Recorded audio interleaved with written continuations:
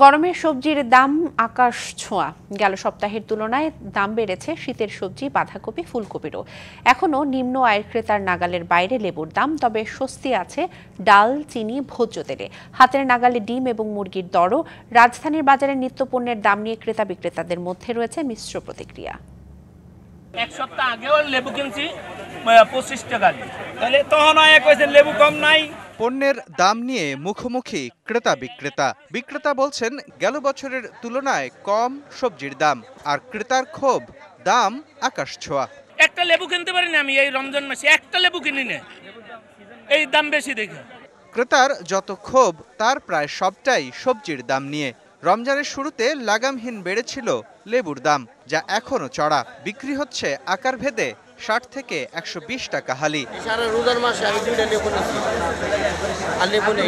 বাজারে চড়া দামে বিক্রি হচ্ছে গরম মৌসুমের আগাম সবজি, ঢেঁড়স, পটল, করলা। ঢেঁড়স বিক্রি হচ্ছে 120 থেকে 160, পটল 100, করলা 100 থেকে 120 টাকা কেজি।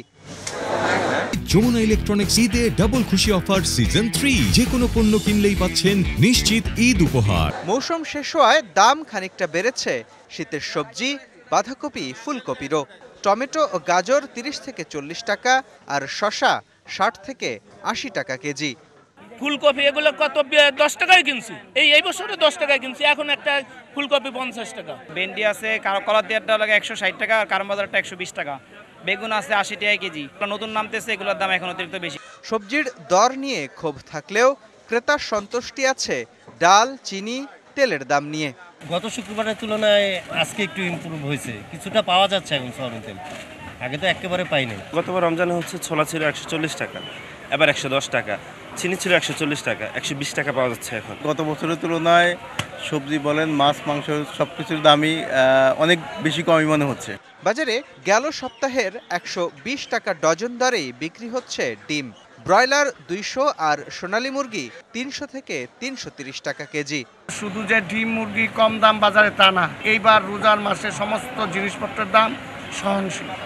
এ বাজারে গরুর মাংস মিলছে 700 আর খাসির মাংস 1200 টাকা কেজি দরে। মুস্তফা মাহবুব, ডিবিসি নিউজ, ঢাকা।